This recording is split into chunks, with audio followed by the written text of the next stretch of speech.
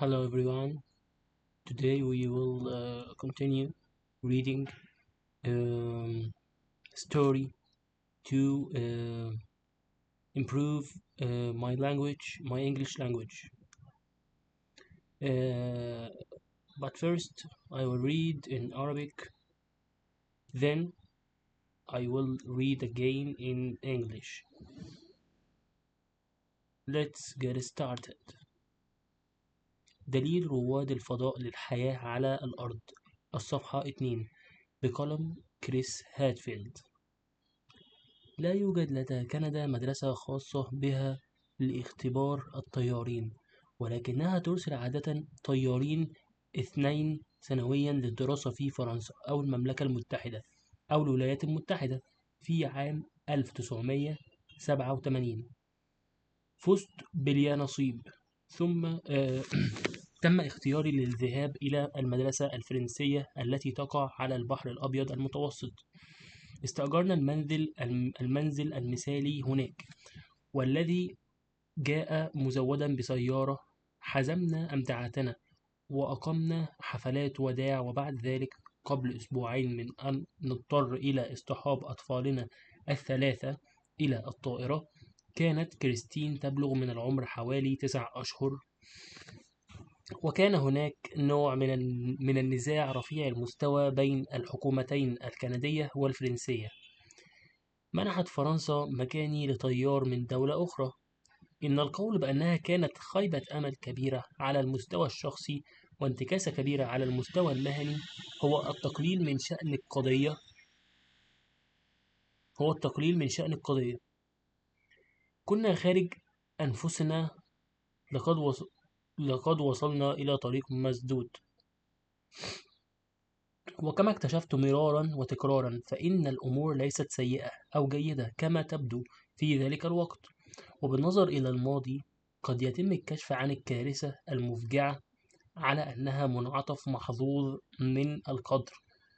وكان الأمر كذلك مع فقدان المكان الفرنسي في الربيع. بعد بضعة أشهر تم اختياري للذهاب في قاعدة إدواردز الجوية، وقد غير عامنا هناك كل شيء. بدأ الأمر DBS إلى مدرسة اختبار الطيارين التابعة للقوات الجوية الأمريكية بشكل مثالي. توجهنا إلى جنوب كاليفورنيا المشمسة في ديسمبر تماما كما اجتاح الشتاء باجوتفيل. لسوء الحظ لم نتمكن من الذهاب إلى سكن القاعدة حتى وصلت شاحنة النقل مع أثاثنا. لحسن الحظ استغرق ذلك عدة أسابيع، وفي هذه الأثناء تمكنا من قضاء عيد الميلاد في فندق في ديزني لاند.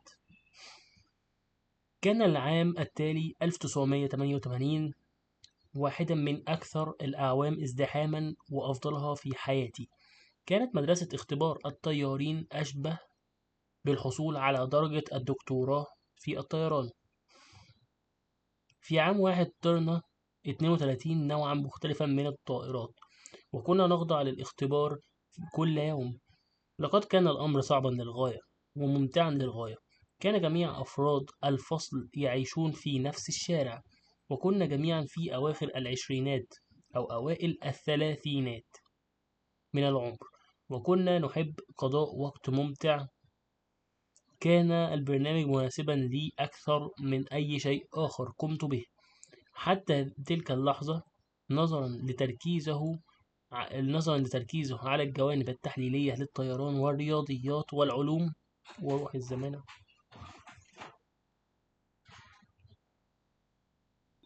Let's continue. كانت تلك المرة الأولى في الواقع التي انضممت فيها إلى مجموعة من الأشخاص الذين يشبهونني إلى حد كبير. كان معظمنا يتمنى أن يصبح رواد فضاء، ولم نعد بحاجة إلى إخفاء رغبتنا في برنامج TBS. هو وسيلة انتشار مباشرة بناسا. 2 من زملائي في الدراسة، صديقاي العزيزان سوزان هيلمز وريك هازباند نجح وأصبح رائدي فضاء. لم يكن واضحا على الإطلاق ما إذا كانت مدرسة طياري الاختبار ستكون طريقا إلى وكالة الفضاء الكندية CSA. كان من غير المعروف متى أو حتى ما إذا كانت وكالة الفضاء الكندية ستختار المزيد من رواد الفضاء. كان هناك شيء واحد مؤكد: كان أول رواد الفضاء الكنديين جميعا متخصصين في الحمولات، علماء وليسوا طيارين. بحلول تلك المرحلة كنت قد التزمت بالفعل بمحاولة اتباع المسار الأمريكي النموذجي لأن أصبح رائد فضاء. ربما انتهى بي الأمر بالأشياء غير المناسبة لوكالة الفضاء الوحيدة التي أملك فيها جواز السفر الصحيح، ولكن فات الأوان لتغيير المسار. على الجانب الإيجابي مع ذلك، حتى لو لم أصبح رائد فضاء أبدا، كنت أعرف أنني سأشعر أنني أفعل شيئا ذا قيمة في حياتي إذا قضيت بقية حياتي كطيار اختبار. قامت دفعتنا بجولة في مركز جونسون للفضاء في هيوستن، وزارة مراكز اختبار طيران أخرى مثل المركز في كولد ليك ألبرتا، وقاعدة باتوكسنت باتوكسنت ريفر الجوية البحرية في ماريلاند، حيث التقيت صدفة بطيار اختبار كندي كان هناك كجزء من برنامج تبادل منتظم. ذكر هذا الرجل عرضا أن جولته ستنتهي قريبا وأنه سيعود إلى كولد ليك، فتوقع إرسال شخص ليحل محله، لكنه لم يكن متأكدا من هو بعد. عندما أخبرت هيلين بهذا لاحقا، رمقتني بنظرة: هل تفكر فيما أفكر فيه؟ نعم، كنت كذلك. يعد مركز باكس أحد مراكز الاختبار الرئيسية القليلة في العالم. لديهم الموارد اللازمة للقيام بأعمال متطورة مثل اختبار أنواع جديدة من المحركات والتكوينات الجديدة للطائرات العسكرية، وليس فقط للولايات المتحدة بل للعديد من الدول الأخرى، من أستراليا إلى الكويت من أستراليا إلى الكويت. ليس من المستغرب نظرا للحجم النسبي للشعب الكندي أن يختبر مركز كولد ليك عددا أقل بكثير من الطائرات، ويركز على التعديلات لا على توسيع قدرات الطائرات الأساسية. كنا نحب العيش في كولد ليك أثناء تدريبي على قيادة الطائرات المقاتلة، لكننا سنقضي سنوات عديدة هناك بعد أن أنهي دراسة الطيران التجريبي. لما لا نحاول الحصول على فترة تدريب في باكس أولا؟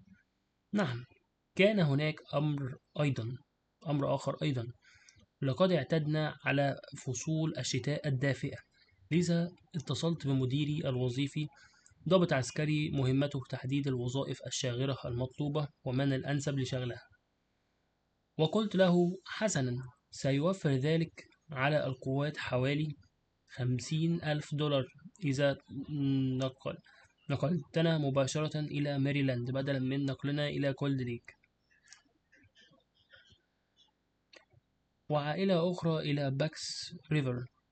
كان جوابه قاطعا: مستحيل ستعود. حسنا، مستحيل ستعود. حسنا، لقد كان الأمر يستحق المحاولة، لكن الحقيقة هي أن الحكومة الكندية أنفقت حوالي $1,000,000 لإرسالي إلى مدرسة طيران تجريبي. كان لديهم كل الحق في أن يملوا علي وجهتي.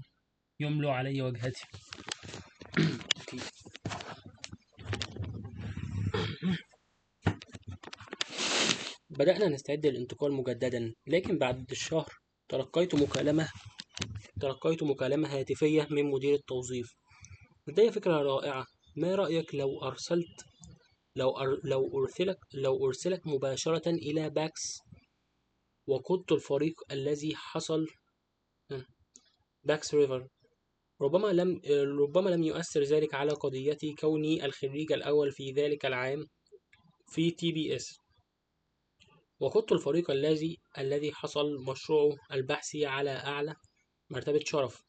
كان ذلك حدثا جللا بالنسبة لي شخصيا، وشعرت ببعض الفخر الوطني أيضا. كندي، خريج أفضل طيار اختبار في سلاح الجو الأمريكي. حتى أن مراسلة لصحيفة كولد ليك أجرى معي مقابلة، لم يستطع أحد في الصحيفة التفكير في عنوان للمقال، لذلك اتصلوا بمركز الاختبار، وقال من رد على الهاتف سموه فقط كندي يفوز بجائزة أفضل طيار اختبار أو ما شابه ذلك. أرسل لي صديق نسخة من المقال، وكانت بمثابة تذكار جميل، بالإضافة إلى أنها كانت بمثابة اختبار واقعي لغروري. العنوان الرئيسي الذي نشر: كندي يفوز بجائزة أفضل طيار اختبار أو ما شابه ذلك. قررت أنا وهيلين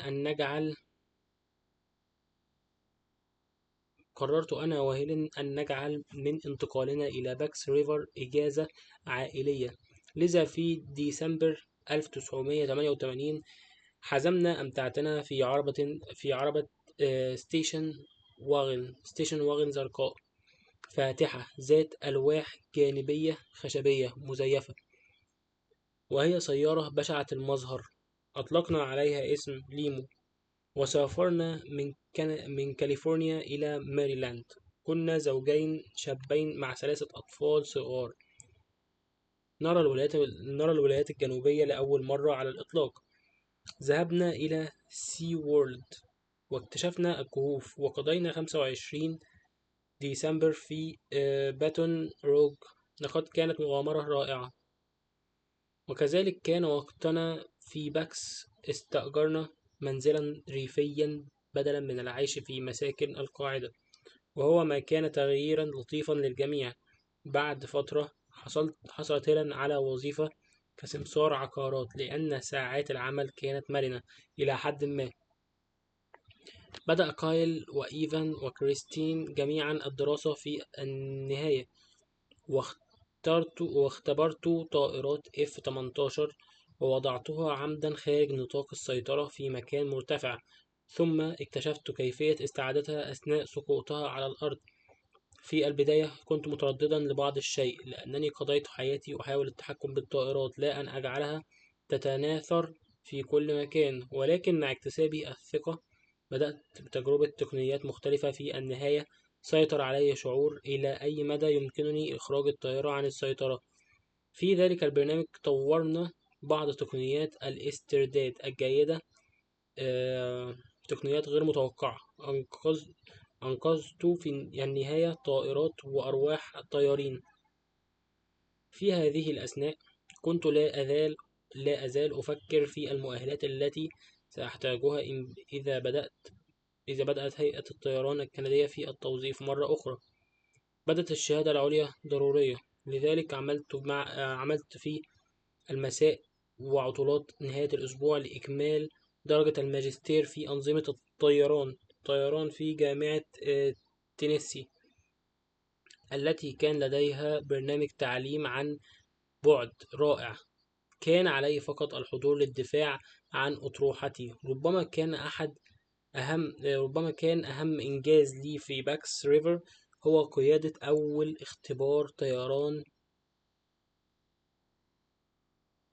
لمحرك دفع خارجي يعمل بالهيدروجين، وهو محرك من شأنه أن يجعل الطائرة تطير أسرع بكثير من سرعة الصوت. فازت الورقة البحثية التي كتبتها أنا وشارون هوك مهندسة اختبار الطيران عن بحثنا بالجائزة الكبرى لجمعية طياري الاختبار التجريبيين. وبالنسبة لنا كان الأمر أشبه بالفوز بجائزة أوسكار، ليس أقلها أن الحفل أقيم في بيفرلي هيلز، وكان من بين الحضور طيارين أسطوريين مثل سكوت كروسفيلد، أول شخص في العالم يطير بسرعة ماخ 2، أي ضعف سرعة الصوت. ولإكمال كل ذلك تم اختياري كأفضل طيار اختبار في البحرية الأمريكية عام 1991. كانت جولتي تقترب من نهايتها، وقد حققت الحلم الأمريكي بغض النظر عن الجنسية. كانت خطتي هي الاسترخاء قليلا والاستمتاع بعامنا الأخير في ماريلاند، وقضاء المزيد من الوقت مع الأطفال والعزف على الجيتار أكثر قليلا. ثم نشرت وكالة الفضاء الكندية إعلانا في الصحيفة: مطلوب رواد فضاء. كان لدي حوالي 10 أيام محمومة لكتابة وتقديم سيرتي الذاتية. بدأت أنا وهيلين في جعل هذا الشيء أكثر وثيقة مثيرة للإعجاب ظهرت على الإطلاق في ريف ماريلاند، وبالتأكيد كانت واحدة من أكثر الوثائق ضخامة.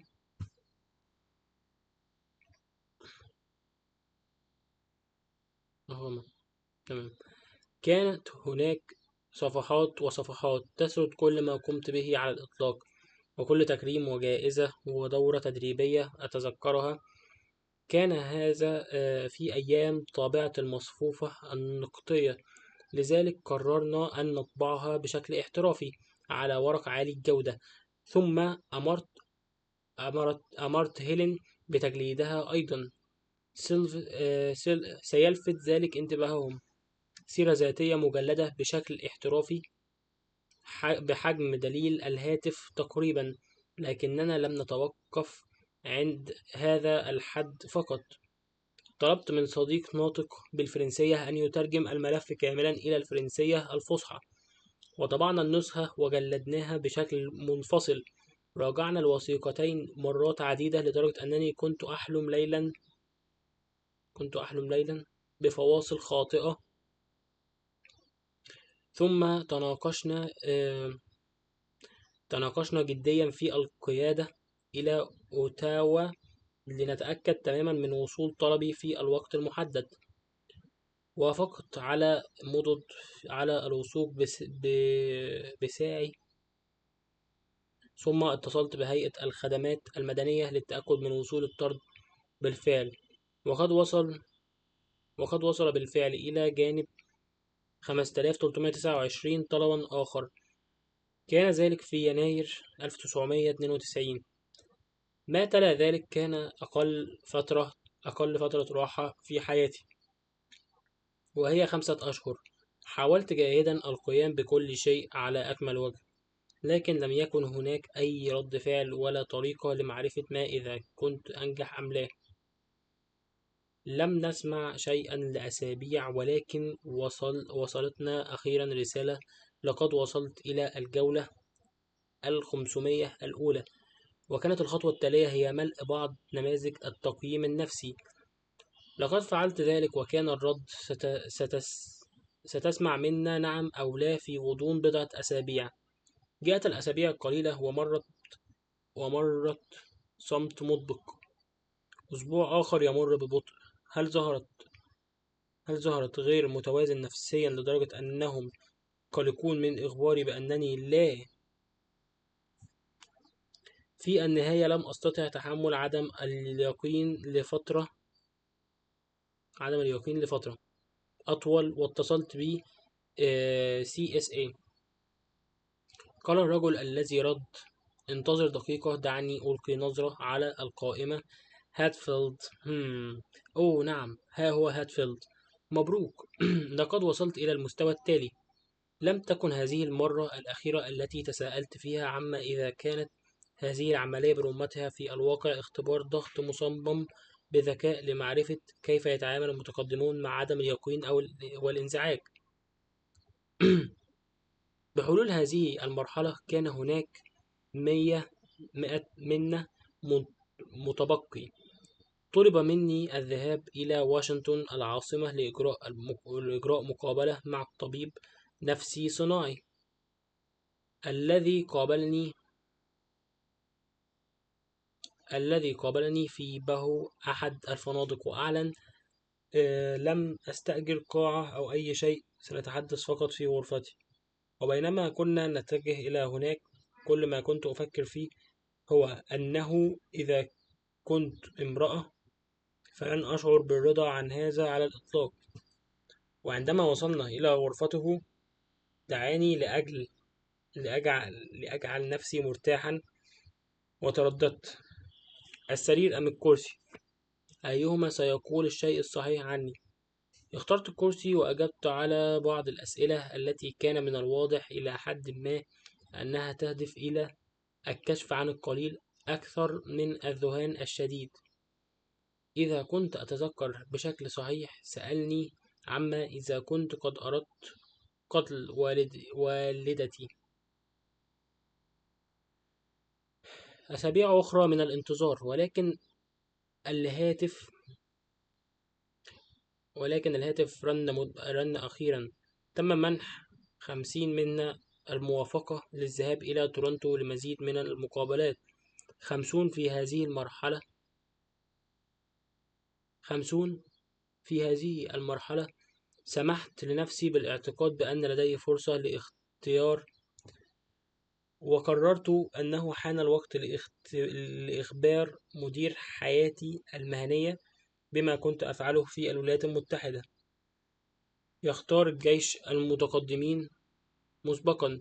تتقدم بطلبك للخدمة العسكرية، وهم من يقررون أسماء المرشحين لناسا. لكن في كندا لم يكن للجيش أي دور في العملية، وأعتقد أنهم كانوا مرتبكين بعض الشيء عندما اتصلت وقلت: أريد أن أخبركم أنني تقدمت بطلب لأكون رائد فضاء، لذا قد تحتاجون إلى استبدالي في باكس ريفر قبل الموعد المخطط له بقليل أو لا.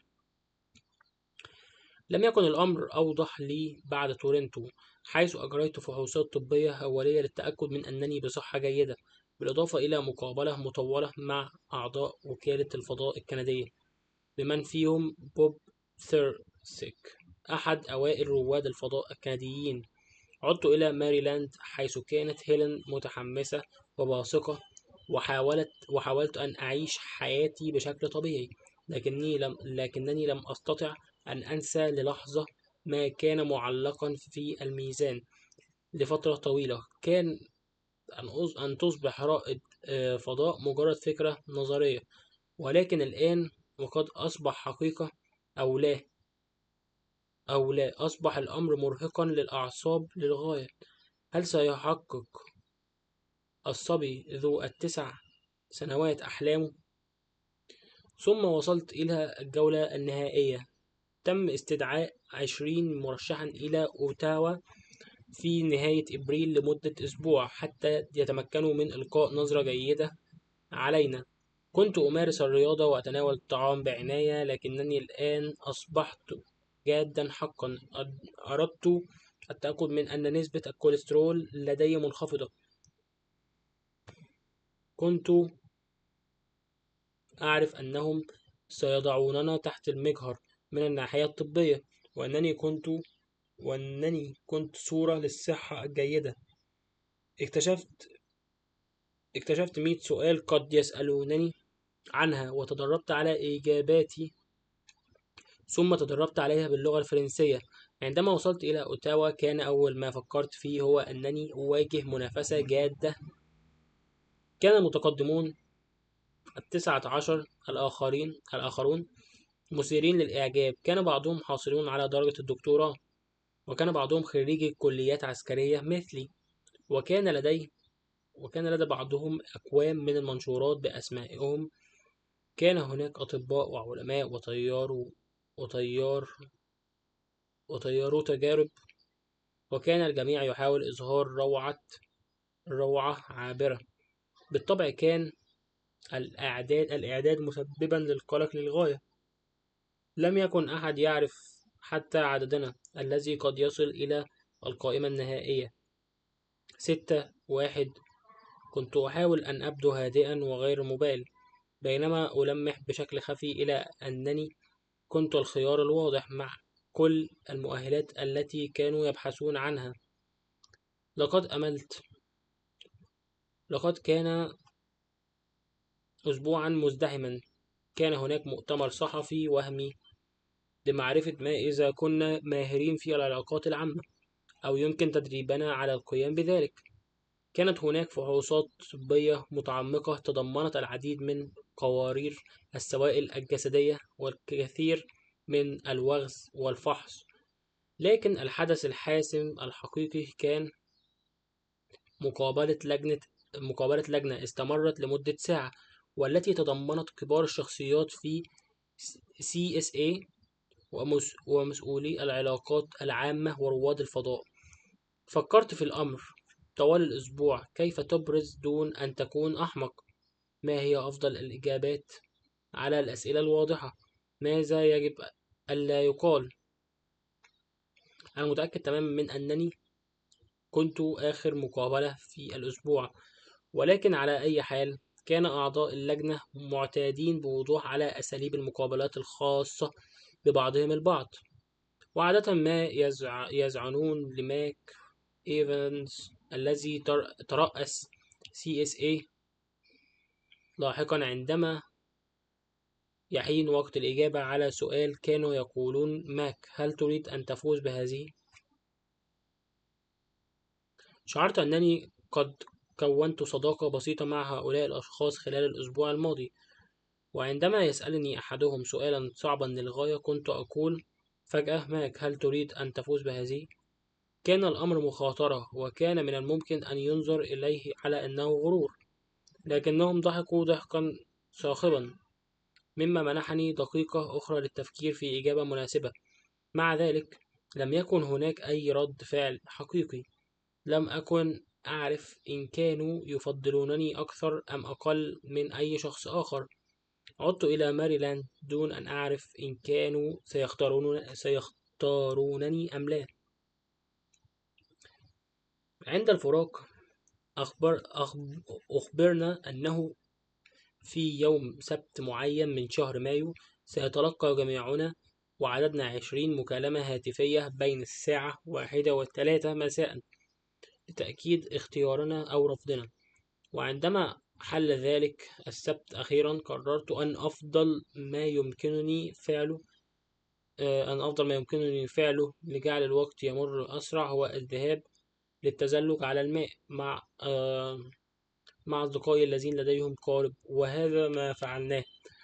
ثم عدت أنا وهيلين إلى المنزل لتناول الغداء ومراقبة الساعة. اعتقدنا أنهم سيتصلون بالأشخاص الذين يريدون توظيفهم أولا، لذا إذا رفض أحدهم فيمكنهم الانتقال إلى الاسم التالي في القائمة. كنا على حق. بعد الساعة 1 بقليل رن الهاتف، فأجبته من المطبخ. كان ماك إيفانز يسألني عما إذا كنت أرغب في أن أصبح رائد فضاء. نعم بالطبع، لطالما رغبت. لكن شعوري الرئيسي لم يكن بالفرح أو المفاجأة أو حتى الحماس الشديد. كان شعورا هائلا بالراحة، كما لو أن سدا داخليا هائلا من الضغط الذي فرضته علي نفسي قد انفجر أخيرا. لم أخذل نفسي، ولم أخذل هيلين، ولم أخذل عائلتي. هذا الأمر الذي سعينا جاهدين من أجله طوال هذا الوقت كان سيحدث بالفعل. أخبرني ماك أنه بإمكاني إخبار عائلتي طالما أنهم يدركون ضرورة إبقائه طي الكتمان. لذا بعد أن استوعبنا أنا وهيلين الخبر قدر استطاعتنا، اتصلت بأمي وأقسمت لها على الكتمان. لابد أنها بدأت بالاتصال بالناس بمجرد أن أغلقت الخط. عندما اتصلت بجدي كان الأمر قد أصبح خبرا قديما. في الأشهر التالية ستكون هناك حماسة ولقاء سري مع رواد الفضاء الثلاثة الجدد الآخرين، ثم ضجة إعلامية، وحتى بعض البهاء والاحتفالات. لكن في اليوم الذي تلقيت فيه اتصال وكالة الفضاء الكندية شعرت وكأنني وصلت فجأة بأمان إلى قمة جبل كنت أتسلقه منذ أن كنت في 9 من عمري، وأتطلع الآن إلى الجانب الآخر. كان الأمر مستحيلا، ولكنه حدث. كنت رائد فضاء. ولكن كما اتضح لاحقا لم أكن كذلك بعد. أن تصبح رائد فضاء شخصا يتخذ قرارات صائبة بثقة عندما تكون العواقب بالغة الأهمية، يتطلب أكثر من مجرد مكالمة هاتفية. في الواقع ليس بإمكان أي شخص آخر أن يسنده إليك، يتطلب الأمر سنوات من الجهد الجاد والمتواصل، لأنك بحاجة إلى بناء قاعدة معرفية جديدة، وتطوير قدراتك البدنية، وتوسيع نطاق مهاراتك التقنية بشكل كبير. لكن أهم شيء تحتاج إلى تغييره هو عقلك. عليك أن تتعلم كيف تفكر كرائد فضاء. كنت قد بدأت للتو. الرحلة تستغرق عمرا كاملا. في صباح أحد الأيام خطرت لي فكرة غريبة بعد استيقاظي بقليل. الجوارب التي سأرتديها هي الجوارب التي سأرتديها لمغادرة الأرض. يبدو هذا الاحتمال حقيقيا، ولكنه سريالي. كما يبدو الحلم واضحا بشكل خاص، يزداد الشعور حدة عند الإفطار، عندما يتدافع الصحفيون للحصول على صورة جيدة، كما لو كنت رجلا محكوما عليه بالإعدام، وهذه وجبتي الأخيرة. وبالمثل بعد ذلك بقليل، عندما يساعدني الفنيون في ارتداء بدلة الفضاء المصممة خصيصا لي لإجراء فحوصات الضغط، يبدو المرح مصطنعا. إنها لحظة الحقيقة. يجب أن تعمل البدلة بشكل مثالي، فهي ما سيبقيني على قيد الحياة وقادرا على التنفس إذا انخفض ضغط المركبة الفضائية في فراغ الفضاء. لأن هذا ليس اختبارا تجريبيا. أنا في الواقع أغادر الكوكب اليوم، أو لا أذكر نفسي. لا تزال هناك ساعات متبقية، ساعات قد يحدث فيها أي خطأ، وقد يتم إلغاء الإطلاق. هذا الفكر إلى جانب حقيقة أنني أرتدي الآن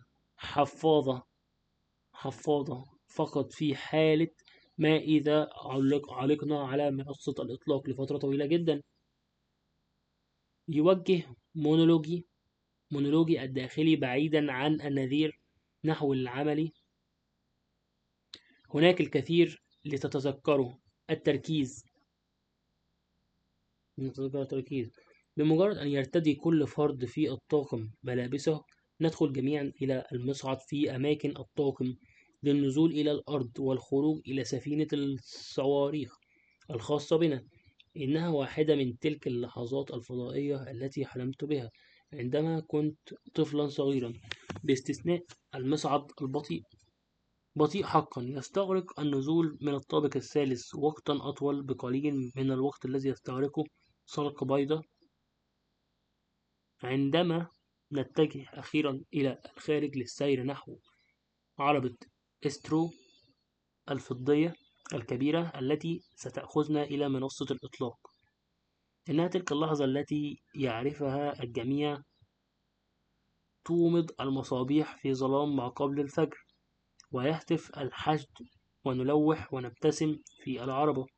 يمكننا أن نرى الصاروخ في المسافة مضاء ولامعا مثله في الواقع بالضبط. بالطبع إنها قنبلة تزن 4.5 ميجا طن، محملة بالوقود المتفجر، وهذا هو السبب الذي يجعل الجميع يبتعدون عنها. Okay, now we finish the article in Arabic. Now we will see. Oh, half hour.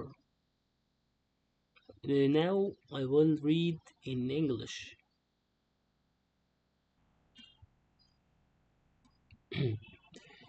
Canada doesn't have its own test pilot school, but usually sends 2 pilots a year to study in France, the UK, or the US. In 1987, I won the lottery I was selected to go to the French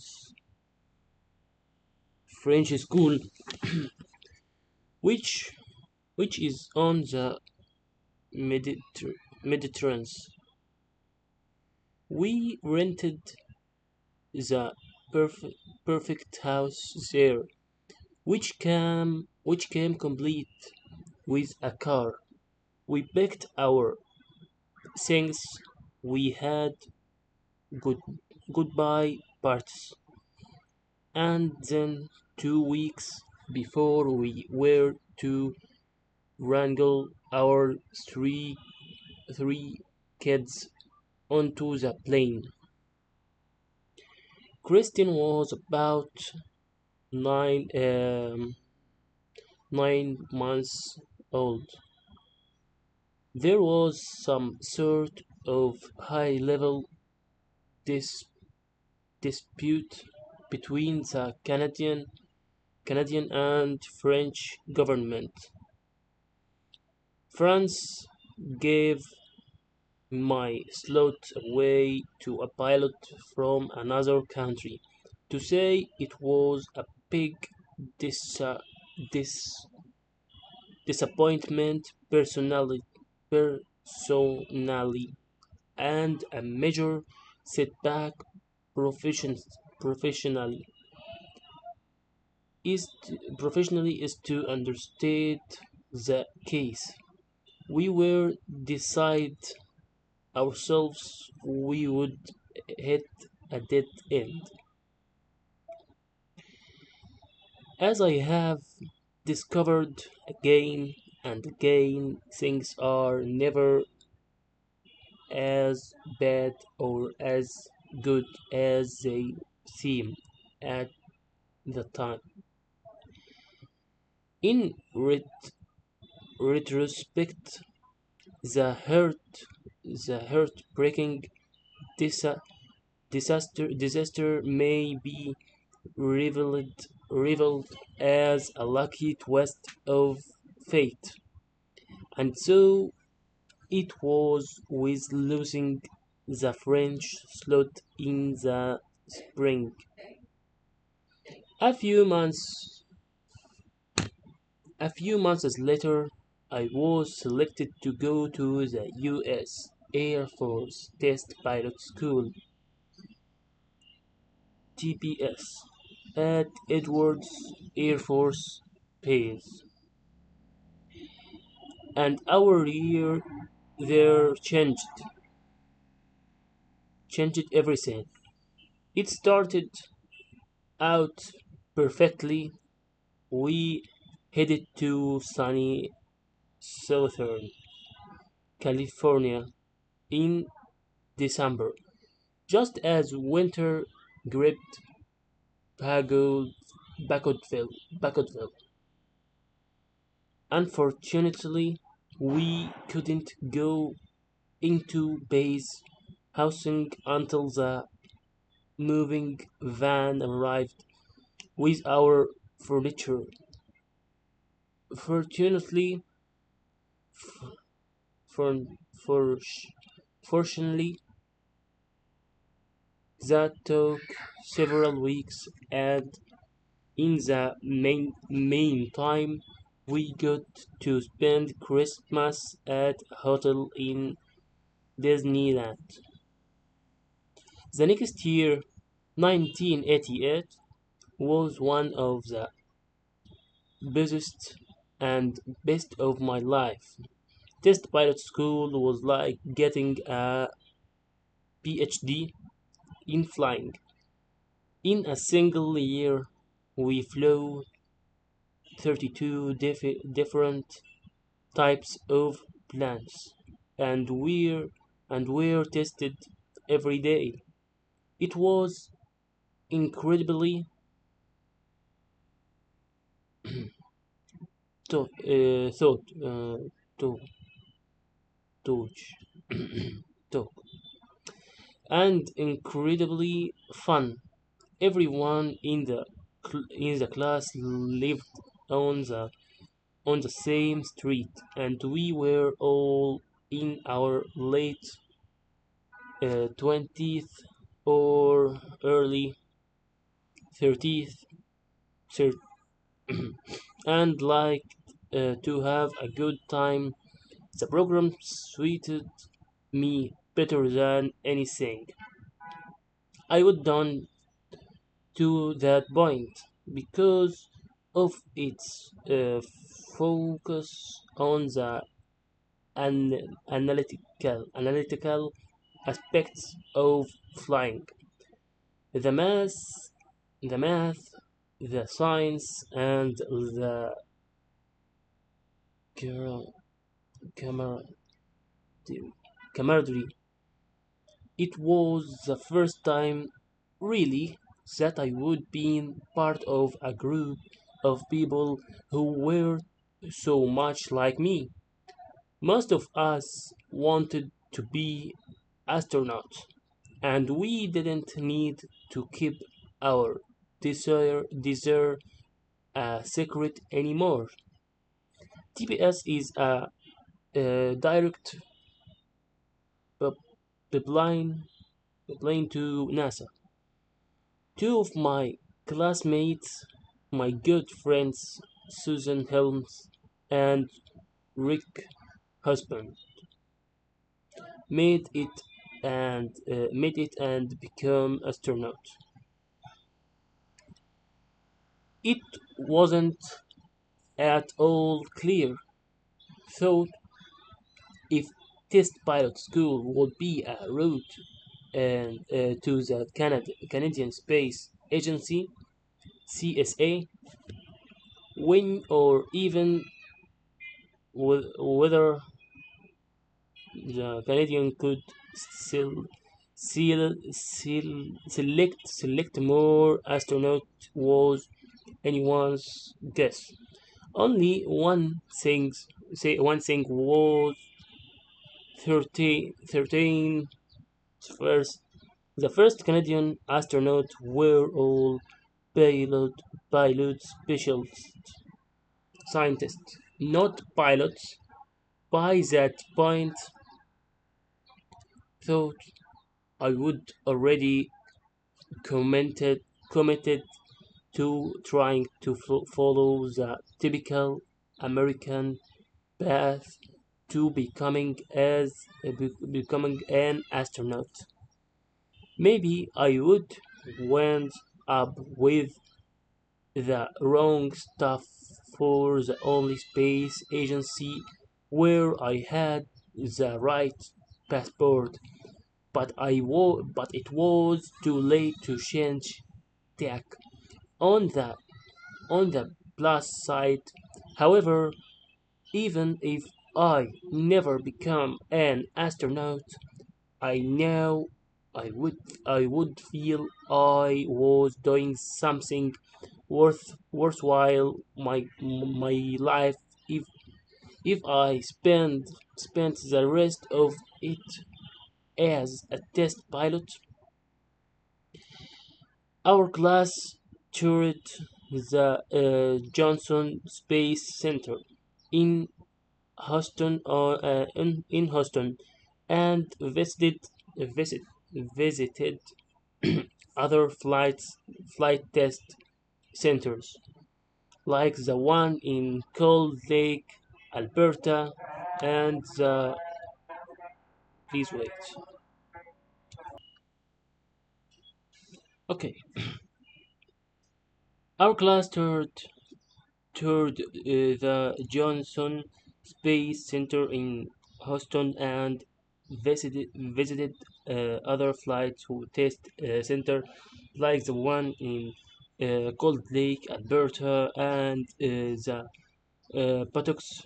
Patuxent River uh, Naval Air Station in Maryland, where we ran into a Canadian test pilot who was there as part of a regular exchange program.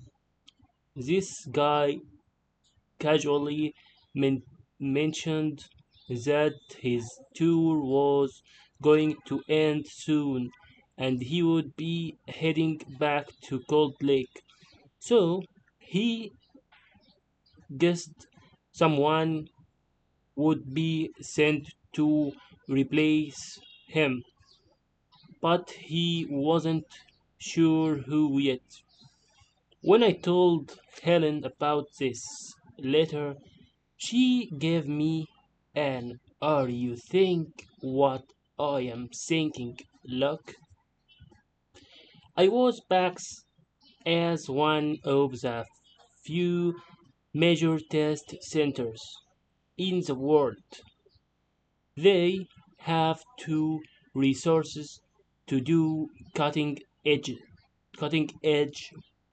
work such as testing new types of engines and new configuration for military aircraft,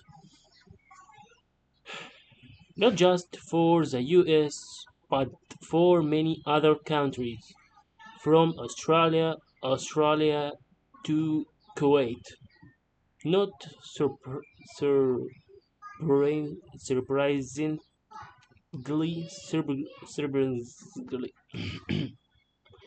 given wait,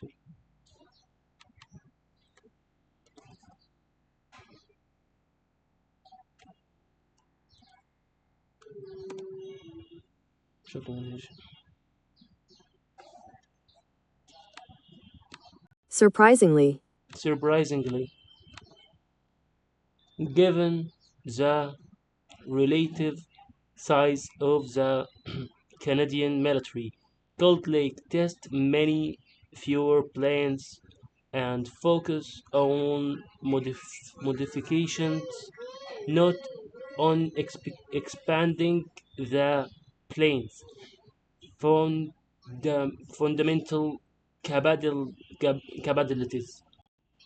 We had loved living in Cold Lake while I was training to fly fighting fighters, but we would be spending many years there after I finished test pilot school.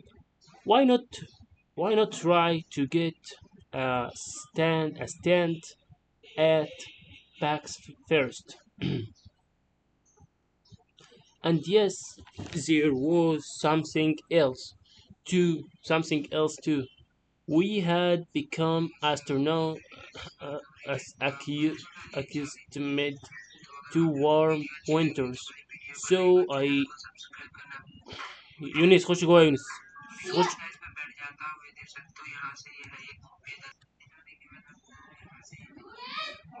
accustomed accustomed to warm winters.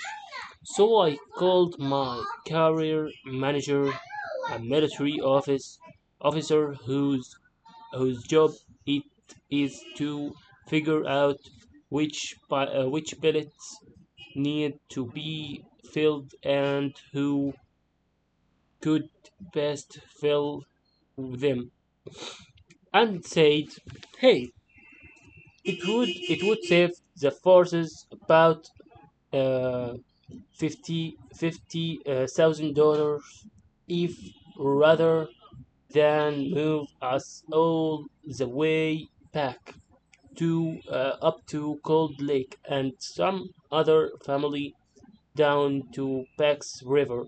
You just moved us straight out to Maryland." He was unequivocal. "No way. We're coming back." Oh well, it had been worth a try, but the fact of the matter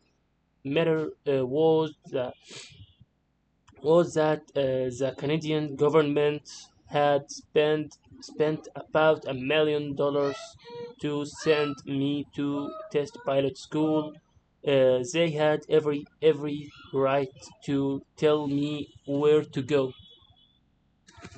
We started getting ready to move again, but A month later, I got a phone call from the career manager. Mm.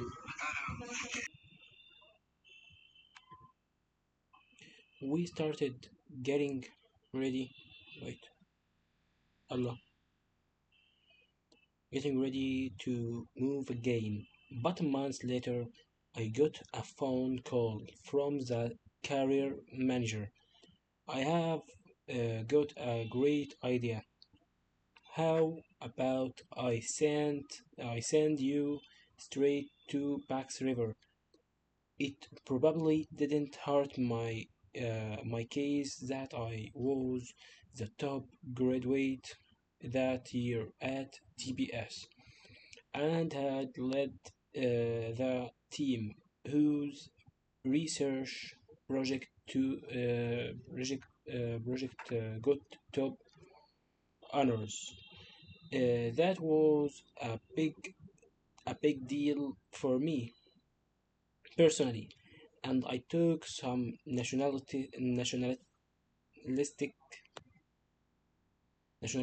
pride in it. To a Canadian, the top U.S. Air Force test pilot graduate, I was even interviewed by a reporter for the Cold Lake newspaper. No one at the paper could think of a title for the article. So, okay, just a minute.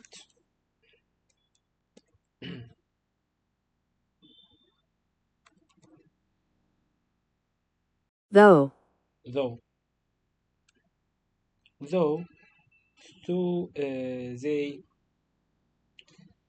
so they called out to the test center and, however, answered the phone said, just call it Canadian Wins Top Test Pilot or something to that effect. A friend mailed me a copy of the article, which was a nice keepsake as well as a reality check for my ego. The headline that ran Canadian wins top test pilot or something to that effect. Helen and I decided to make a family vacation out of our move to Pax River.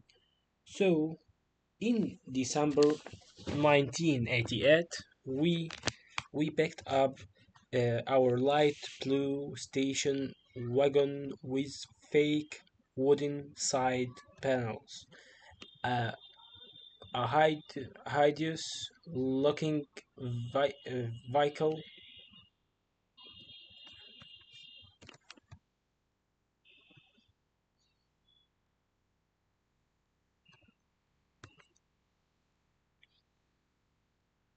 vehicle, vehicle vehicle we called the limo, and drove from California to Maryland. We were a young couple with three little kids. Seeing the see the southern states for the very first time. We went to see world, explored caves, spent December um,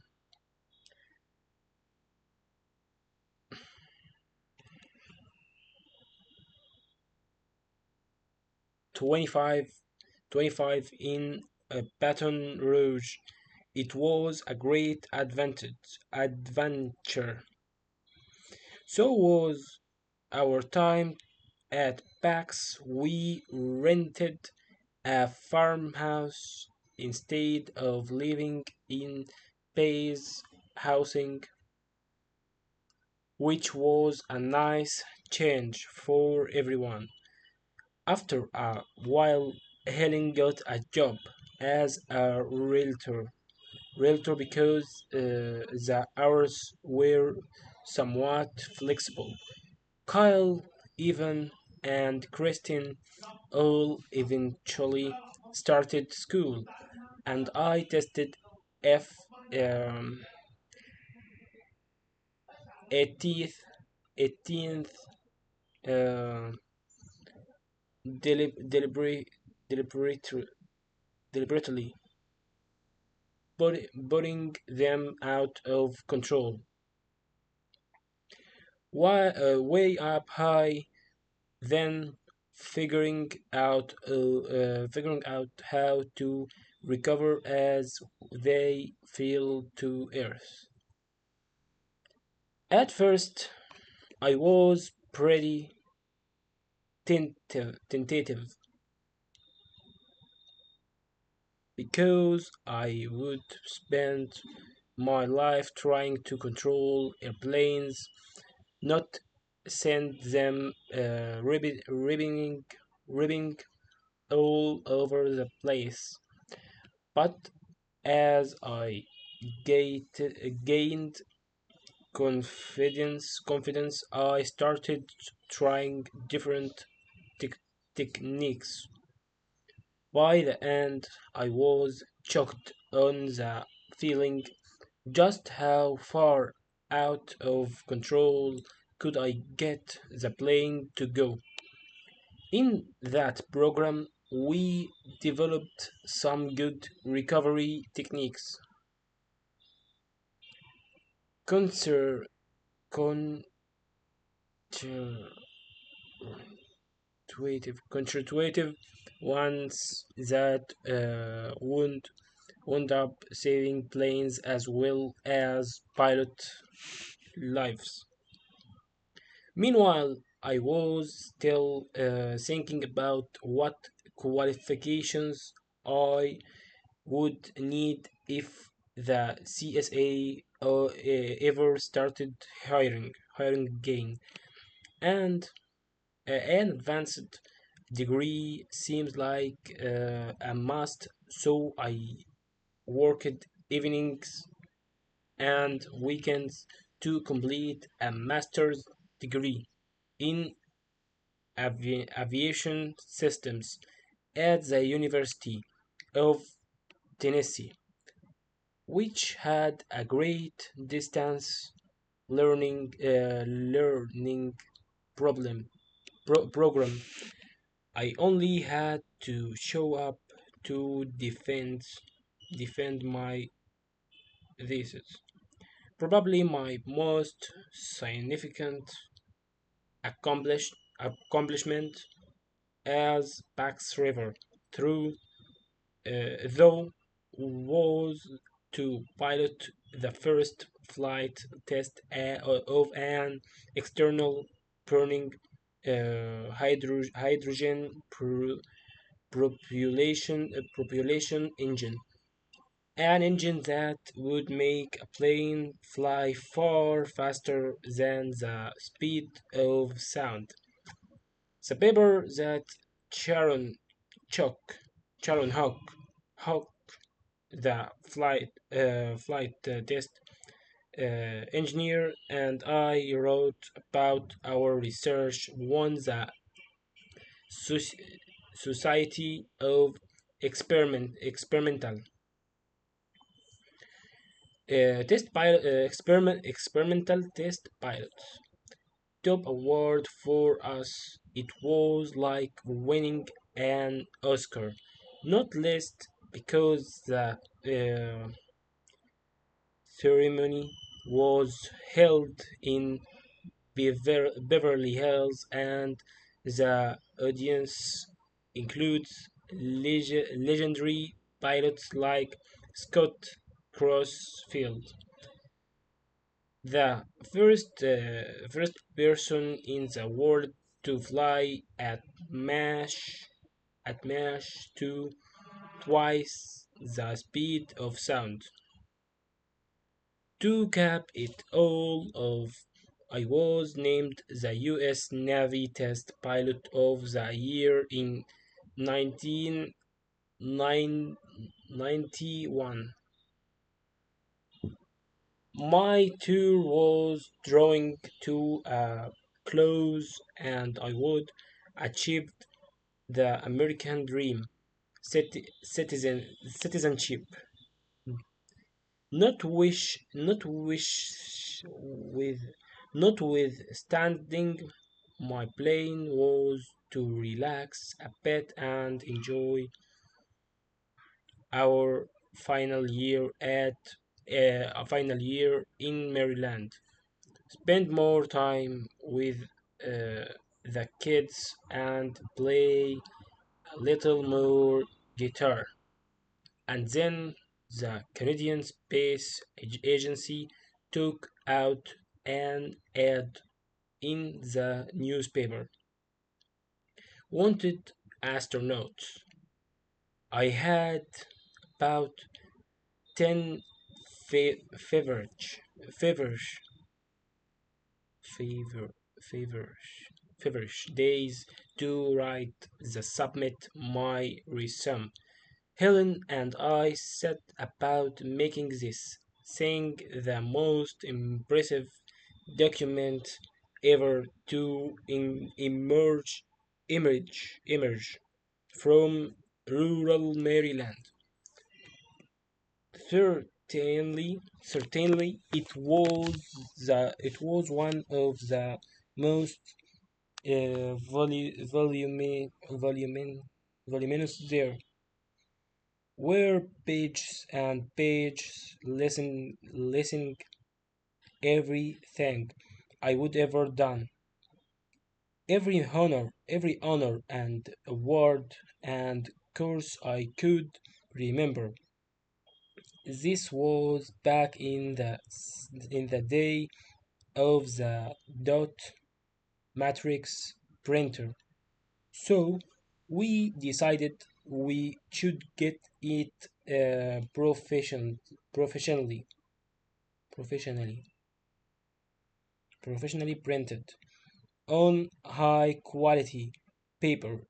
Then Helen decreed it should be bound to bound to that would catch their eye. A professionally bound resume approximately the size of a phone book. But we didn't stop there. I had a phone, francophone, francophone friend translate the entire thing into perfect French, and we had that version sep- separately printed and bound. We proved with both documents so many times that at night I was dreaming about errant commerce. And then we seriously debated driving to Ottawa so we could be 100% certain my application got there on time. Really, reluctantly, I agreed to trust a courier. Courier. Then called the CSA to be sure the package had actually arrived. It had, along with 5,329 other applications. That was January 1992. What following what followed was a list comfortable 5 months period of my life. I kept trying to do everything right, everything right, but there was no feedback and no way to tell if I was succeeding or not. We heard nothing for weeks, but finally a letter arrived. I would made it to the top 500 round. The next step was to fill out some uh, fi- fi-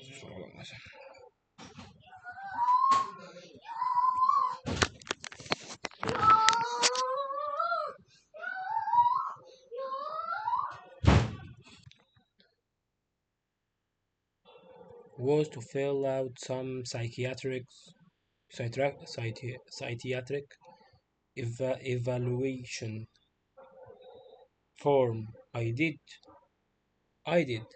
and the respond response was, "You will hear from us yes or no within a few weeks." The few weeks came and went. Radio silent. Another week dragged by. Had I had I come of as so psychologist psychological psychologically unbalanced that they were concerned to tell me I was no eva- eventually I couldn't stand the un- un- uncertainty any longer and found the CSA. The guy who answered said, "Wait a minute, let me look at the list." Hatfield, oh, yeah, here's Hatfield. Congratulations, you have made it to the next level. Not for the last time, I wondered whether this whole process was in fact a currently designed stress test to see how applications coped with uncertainty and irritation, irritation, irritation. By this point, there were hundreds of us left. I was asked to go to Washington, D.C. for an interview with an industrial psychologist who met me in the lobby of a hotel and announced I don't rent rent hall or anything. We will just talk in my room. As we headed up there, all I could think was that if I were a woman, I really, I really would not be feeling good about this at all. When we got to his room, he invited me to make myself comfortable, and I hesitated, bed or chair, which would say the right thing about me.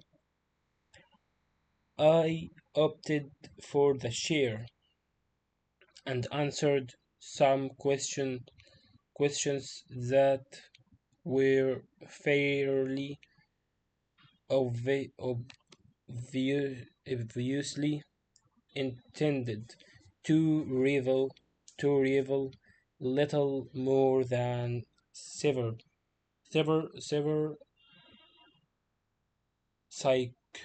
psychosis. If I remember correctly, he asked with with whether he asked whether I would ever wanted to kill my mother. More weeks of waiting, but the phone did finally ring. 50 of us had been given the note,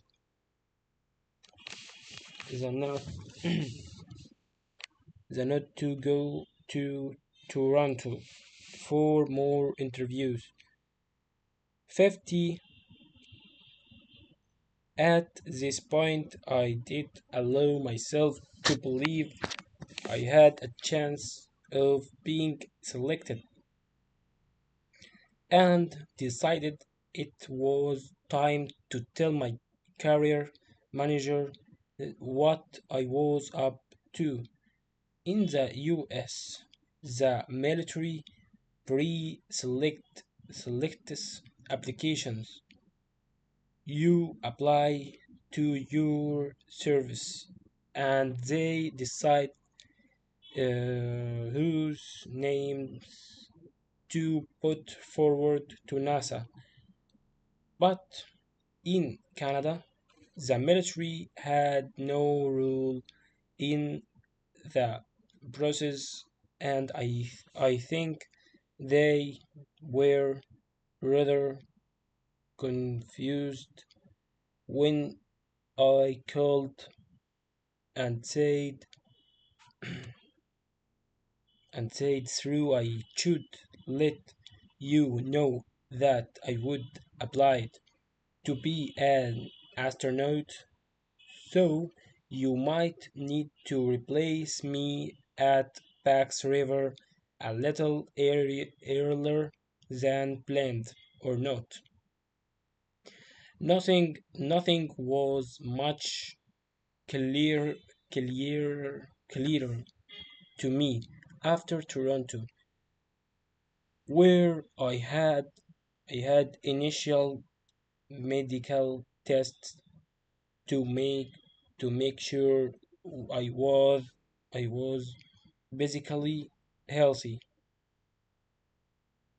as well as a lengthy panel interview with a few CSA people, including Bob Thur Thur Thurthick, Thurthick, one of the first Canadian astronauts. I went back to Maryland, where Helen Helen was excited and con- confident, and I tried to lead my normal life, but could not forget for a moment what was hanging in the balance for so long. Becoming an astronaut had been a theoretical concept, but now that it was really happening or not, it was horribly never nerve wreaking. Would the 9-year old boy achieve his dreams? Then I made the final round. 20 20 candidates were being summoned to Ottawa at the end of April for a week, so they could got uh, so they could get a really good look at us.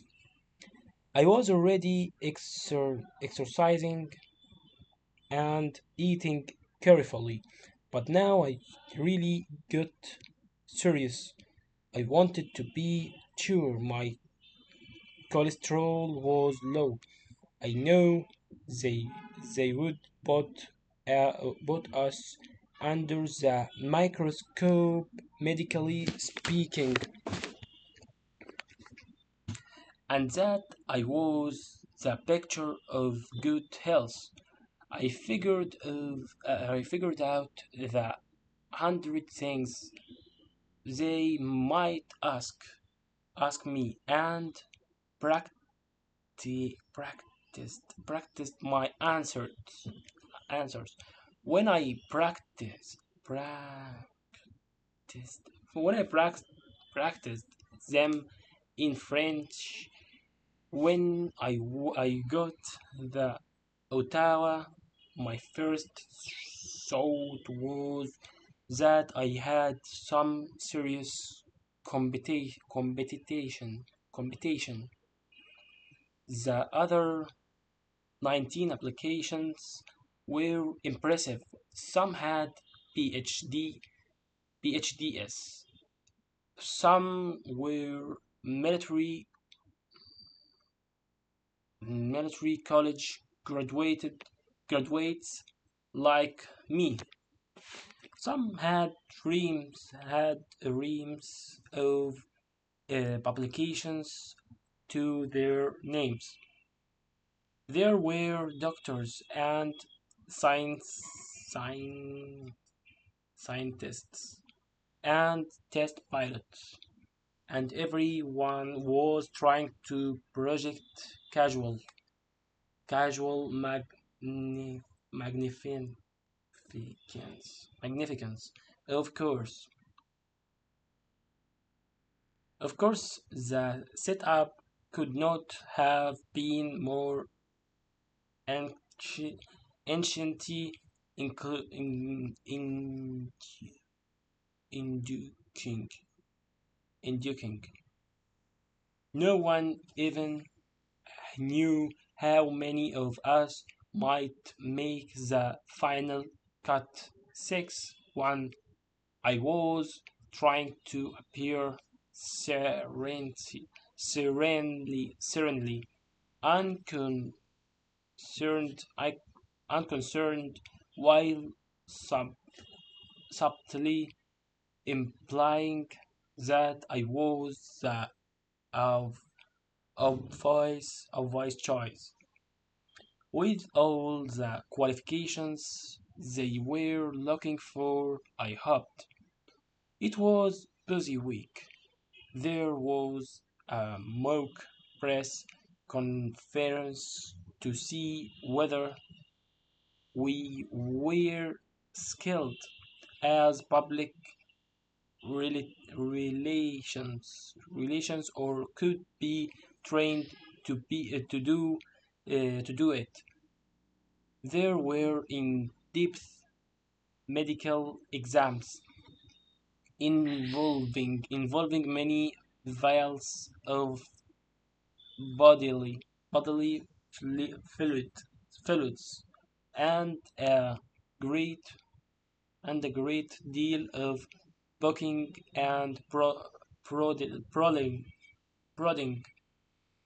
But the real make or break event was an hour long panel interview, which included CSA, big wigs, PR people, and astronaut. I thought about it all week. How to stand out yet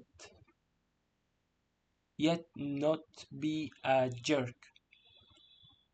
What were the best answers to the obvious question? What should I not say? I'm pretty sure I was the last interview of the week, but in any event, the panel members were clearly accustomed to one another's interviewing styles, and in the habit of differing to Mac Evans, who later went on to head the CSA. When it was time to answer a question, they they say, Mac, you want to take this one? I felt I would pounded a little. Wait.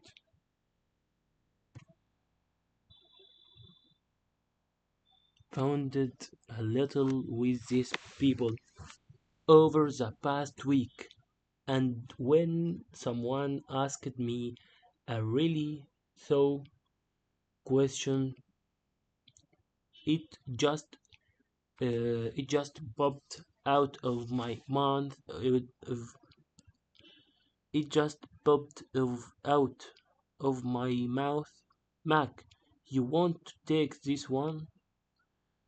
It was a gamble and could have come of us but they laughed uproariously, which put me another minute to think up a decent answer. However, there was no actual feedback. I had no idea whether they liked me more or less than anyone else. I headed back to Maryland having no clue whether they were going to choose me or not. In parting, we would been told that on a particular Saturday in May, all 20 of us would get a phone call between 1 and 3 p.m. to confirm whether we would be selected or rejected. When that Saturday finally arrived, I decided the best thing to do to make the time pass more quickly would be to go water skiing with friends who had a boat. So that's what we did. Then Helen and I went back to the house to eat lunch and watch the clock. We figured they would call the people they wanted to hire first. So if someone disliked, they could move on to the next name on the list. We were right. Shortly after one, the phone rang, and I picked it up in the kitchen. It was Mac Evans, asking if I wanted to be an astronaut. I did, of course. I always had, but my main emotion was not joy or surprise or even huge en- enthusiasm. It was an enormous rush of relief as so a vast internal dam self self imposed pressure had finally burst. I had not let myself down. I had not let Helen down. I had not let my family down. This thing we would work toward all this time was actually going to happen. Mac told me I could tell my family as long as they understood it needed to be kept entirely under wraps.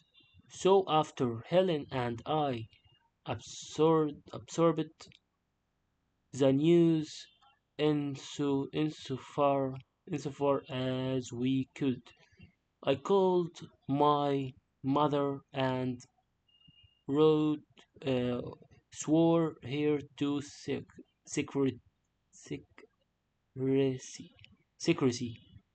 She must have started phoning people as soon as she hung up. By the time I got my grandfather on the line, it was old news. In the subsequent months, where would where would be ex, excitement, excitement,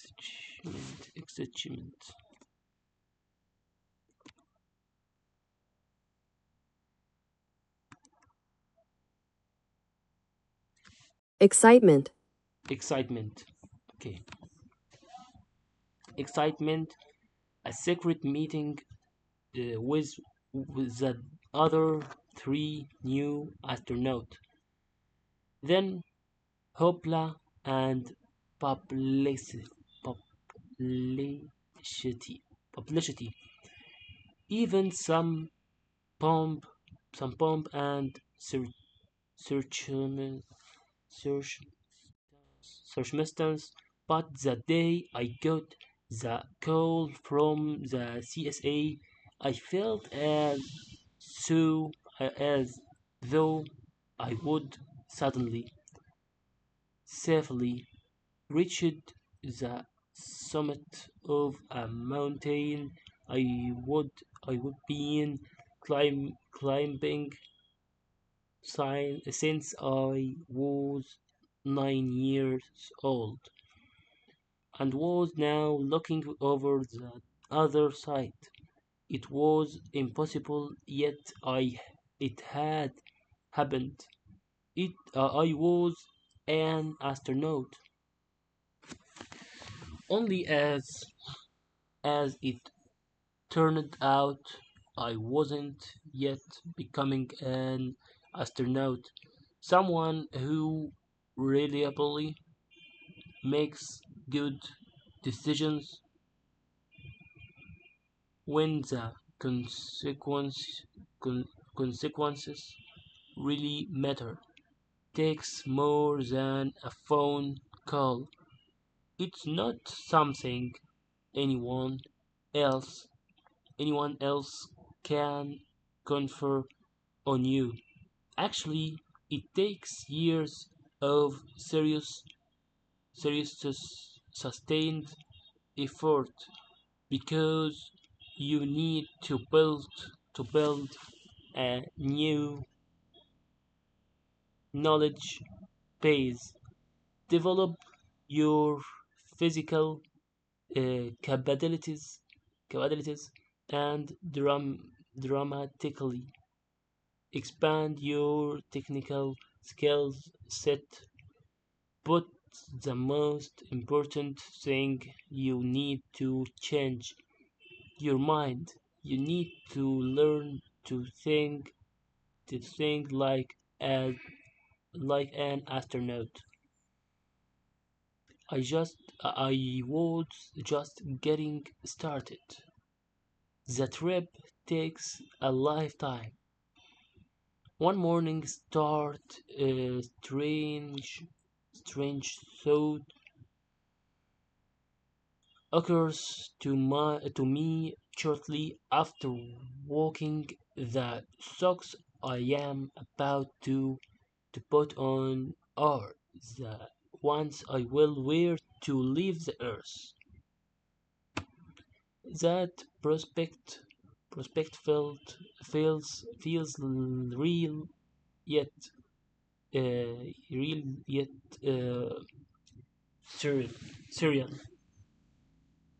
The way a particularly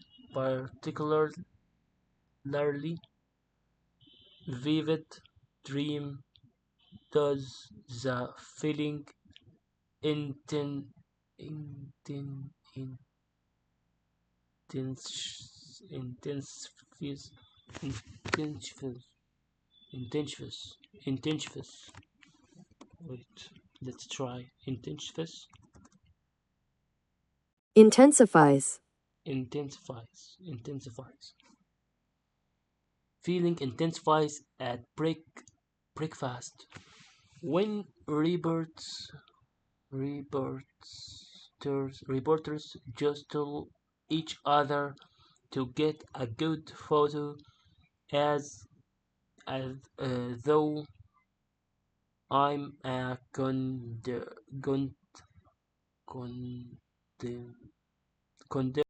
man and this is my last meal.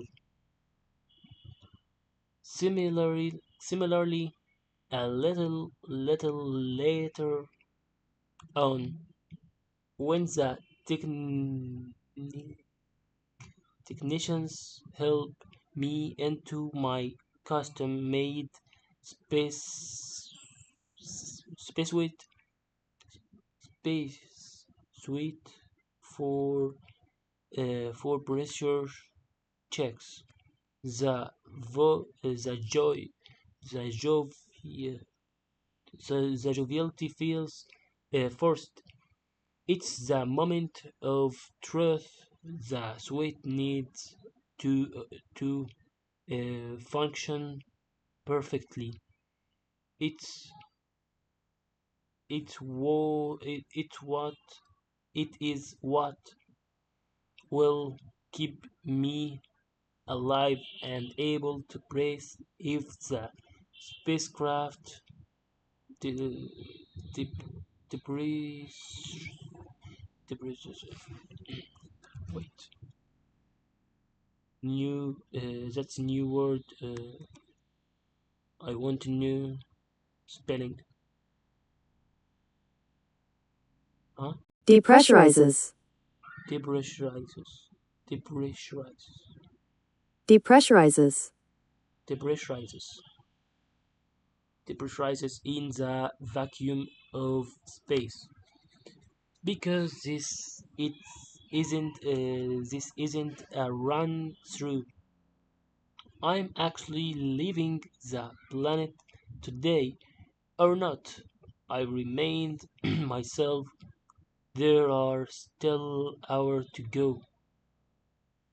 Hours when anything could go wrong and the lunch could be scrum, scrubbed. That thought,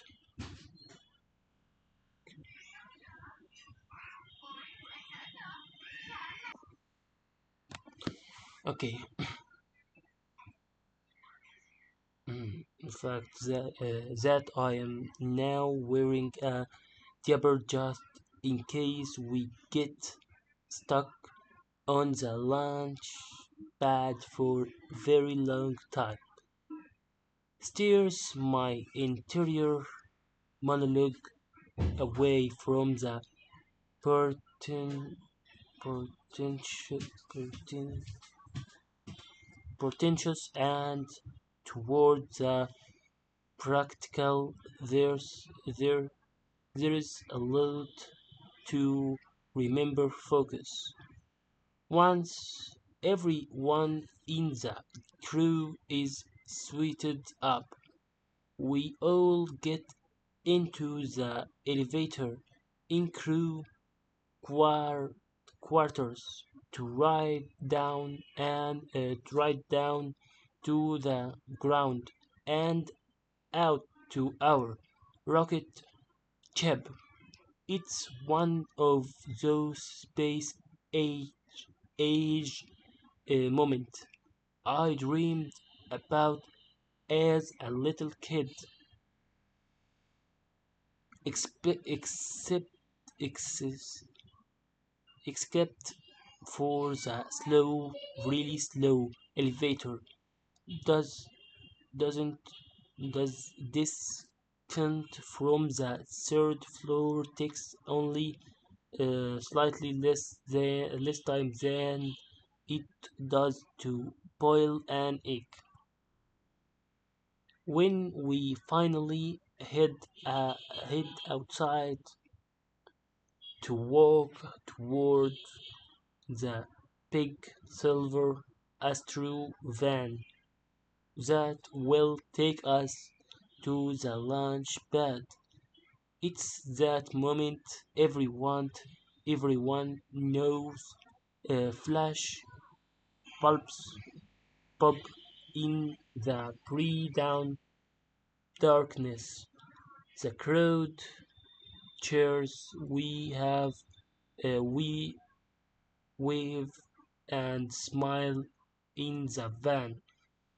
We can see the rocket in the distance, lit up and shining. An obelisk in reality.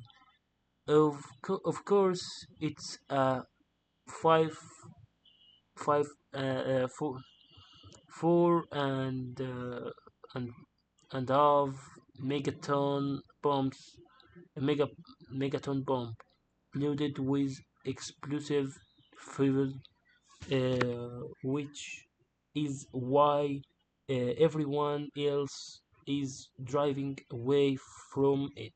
Okay, today I finish the article. I finished the article of today uh, in Arabic. I used 30 minutes, uh, and in English 1 hour. Wait, yesterday, like yesterday. But I feel my language is better than yesterday. See you later.